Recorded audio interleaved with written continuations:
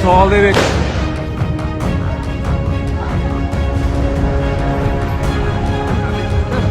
YouTube वाले star teachers जिनको कुछ जानना ना कौड़ी, कभी ब्लैक बोर्ड लेकर कुछ सबको कुछ आता जाता नहीं है।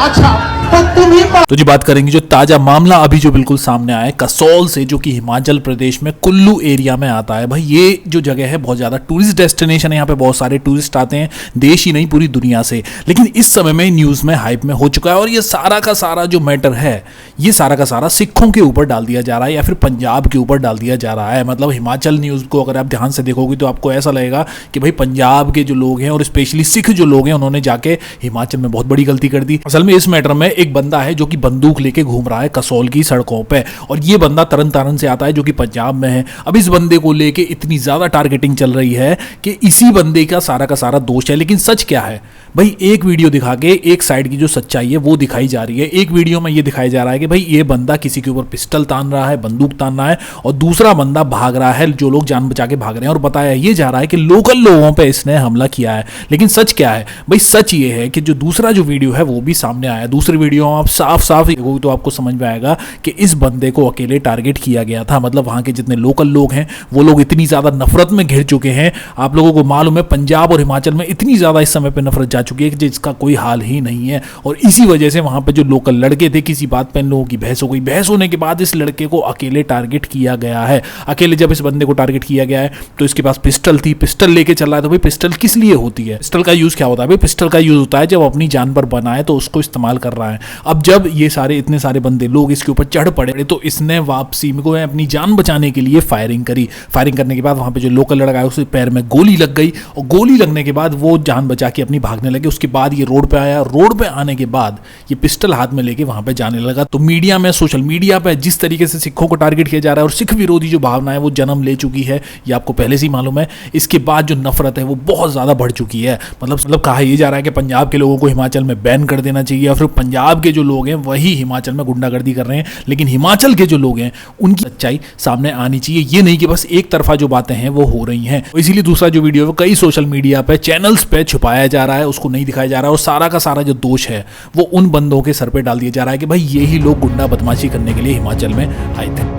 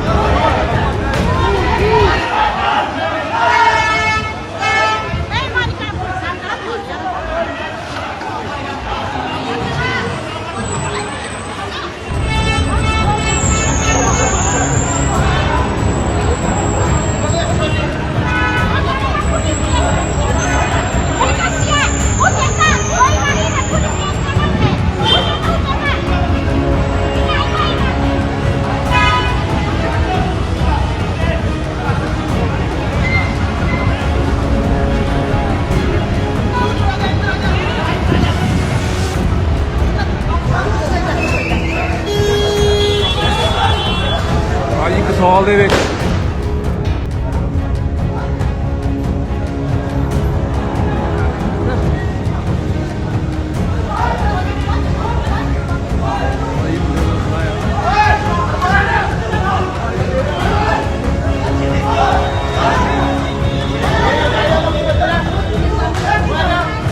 सरदार की बंद रखी है। पिछले कल मणिकर्ण थाना के अंतर्गत कसोल नाम की जगह में स्थानीय लोग व कुछ अमृतसर से जो लोग आए थे उनका आपस में किसी बात को लेकर आपस में झगड़ा हुआ था, जिस पर पंजाब के कुछ एक ने लोकल स्थानीय लोगों के साथ कहा सुनी में जैसे स्कफल जैसे में उसमें झगड़ा हुआ और उन्होंने एक युवराज स्थानीय लड़का जिसका नाम युवराज है उसके पांव में गोली मारी।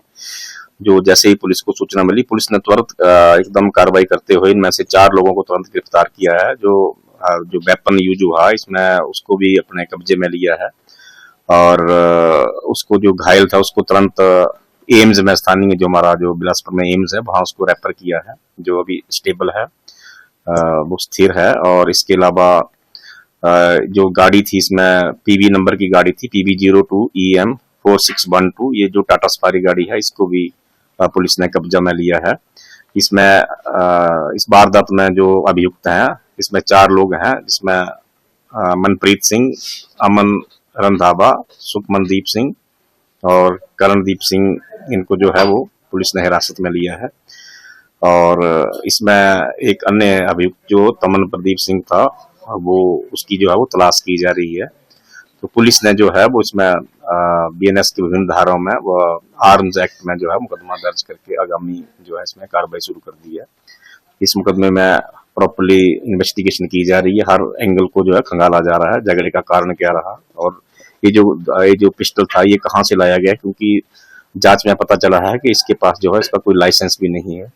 तो पुलिस जो है हर एंगल को खंगाल रही है, इसमें तह तक जाएगी कि इस प्रकार का इलीगल वेपन इसने कहाँ से परचेज किया है।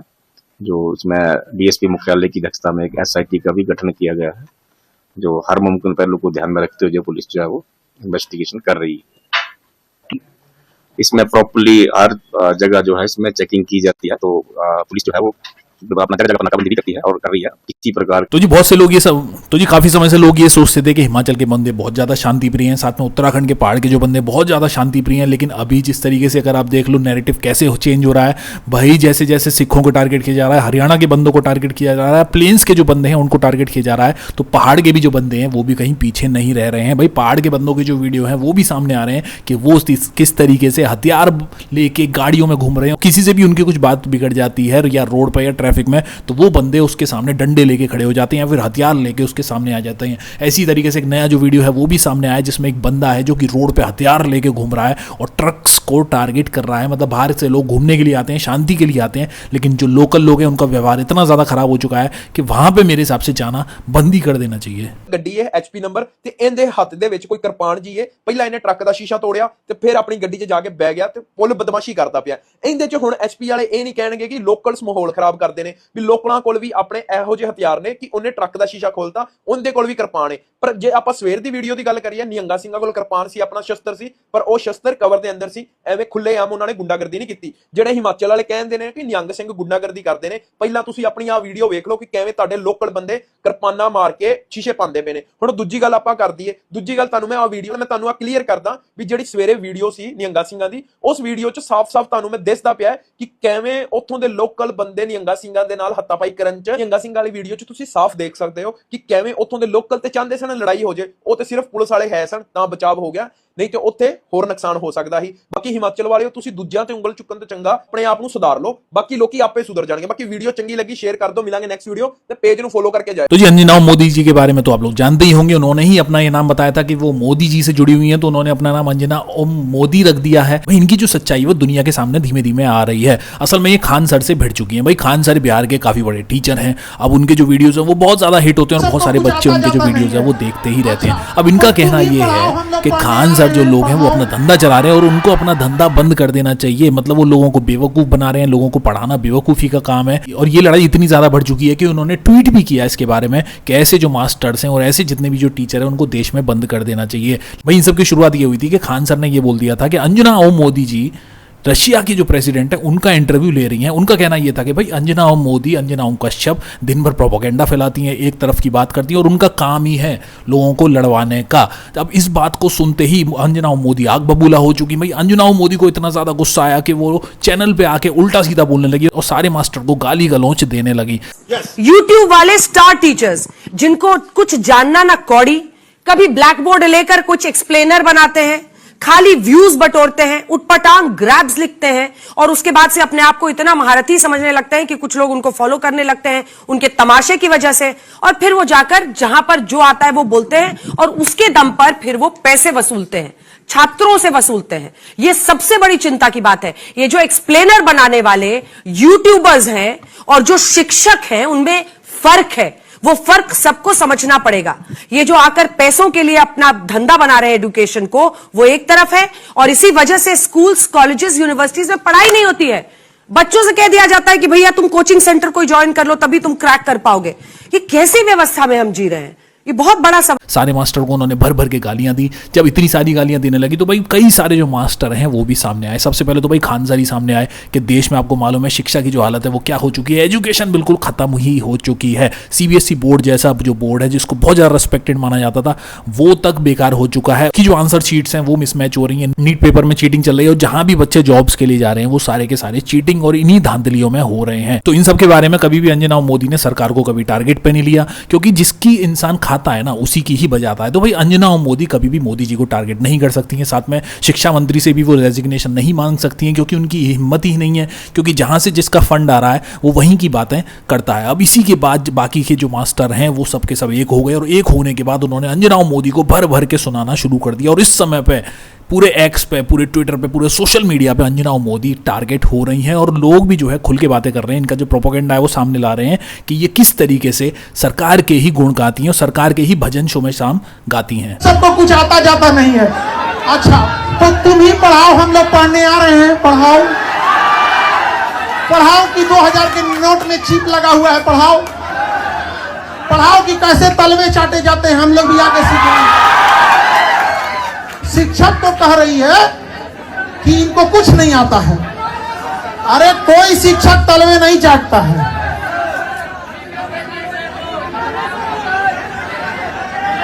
एक खबरें चलाती हो तुमने वो हेमा मालिनी के पति को मौत से 10 दिन पहले मार दिया था। वो महिला हो तुम जो हमें कह रही हो कि हमें 2 कौड़ी का ज्ञान नहीं है। यूट्यूब वाले स्टार टीचर्स जिनको कुछ जानना ना कौड़ी, जानना ना कौड़ी, बोर्ड लेकर कुछ एक्सप्लेनर बनाते हैं, जानना ना खाली कौड़ी, व्यूज बटोरते हैं, उटपटांग ग्रैब्स लिखते हैं और उसके बाद से अपने आप को इतना महारथी समझने लगते हैं कि कुछ लोग उनको फॉलो करने लगते हैं उनके तमाशे की वजह से, और फिर वो जाकर जहां पर जो आता है वो बोलते हैं। आपने तो देख ही लिया तमाशा कौन कर रहा है। इनका तमाशा ही दिखा रहा हूं मैं इतनी देर से। अब सबसे पहले जब ये विद्रोह होगा ना, रिवॉल्यूशन, तो सबसे पहले इनको उखाड़ के फेंकना है। ये लोग जिम्मेदार हैं देश की बर्बादी के लिए और सरकार के मनोबल को बढ़ाने के लिए। इन्होंने भगवान बना दिया देश के सत्ताधारी लोगों को। ये देखो कैसे बेइज्जती करा के आई थी, चित्रा देख रही थी लाइव बेइज्जती। अंदर घुसेंगी, देखिए स्नेहा दुबे वही अधिकारी, स्नेहा दुबे जिसको पूरे देश ने इतने गर्व के साथ सुना है। मुझे पता है आप ऑन रिकॉर्ड बात नहीं करना चाहेंगी, पर अगर आप बताएं, क्योंकि पूरा हिंदुस्तान आज आपको सुनना चाह रहा है। यही हमारे बारे में कह रही थी, झूठे शिक्षक। आपके लिए शायद रूटीन काम है बट बहुत बड़ी चीज है ये देखिए। वाह वाह, हम लोग जो हमें बोलना था हमने ऑलरेडी बोल दिया। प्लीज रास्ता दिखा दिया, निकलो यहाँ जो ऑफिशियली जो स्टेटमेंट तैयार होता है वो बात आपने वहां पर कह दी अपनी तरफ से। Thank you. चलिए तो चलिए, बोलना चाहिए था हमरा बेइज्जती हो गया रे। और ऊपर से क्या लिखा, एक्सक्लूसिव। एक्सक्लूसिव के आगे बेइज्जती भी तो लगाना था क्योंकि एक्सक्लूसिवली हुई है आपकी। और तुम क्या कह रही हो, 2 कौड़ी का ज्ञान। क्यों बोला गया तुम्हें मालूम है? क्योंकि तुमने घटिया पत्रकारिता की है। विदेश में जाके बेइज्जत हुई हो। वीडियो विदेश का ये देखिए सबसे बड़ा उदाहरण अंजना ओम कश्यप का रहा, जिन्होंने 2 दिन पुराना बहरीन का वीडियो चलाकर दावा किया कि ईरान का ड्रोन दुबई की इमारतों पर हमला कर रहा है। इस फेक वीडियो को सबसे पहले मोहम्मद जुबैर ने पकड़कर उजागर किया और बाद में खलीज टाइम ने भी इसकी पुष्टि की कि वीडियो। आप लोग की क्या राय इस चीज के बारे में, आप लोग क्या सोचते हो? आप लोग कमेंट बॉक्स में लिख के मेरे को जरूर बताना। चैनल को सब्सक्राइब नहीं किया तो चैनल को सब्सक्राइब जरूर कर लेना, वीडियो को लाइक जरूर कर लेना, वीडियो को शेयर जरूर कर लेना आपको अच्छा लगे तो। मैं मिलता हूं आपको जल्दी नई वीडियो में नई अपडेट के साथ।